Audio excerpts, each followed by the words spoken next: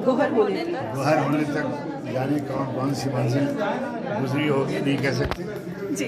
इंशाल्लाह सूफिया की किताब पढ़ेंगे और उनके लिए दुआ करेंगे कि परवरदिगार आलम तौफीक़ात में इज़ाफ़ा करें। बहुत शुक्रिया सर।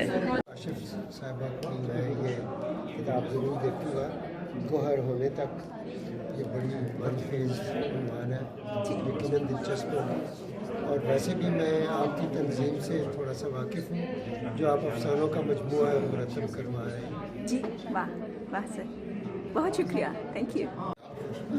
मेहरबानी आपने मुझे किताब देखी। शुक्रिया मैं ज़रूर पढ़ कर मैं आपसे रब्ता करूँगा। जी, बहुत शुक्रिया सर, थैंक यू।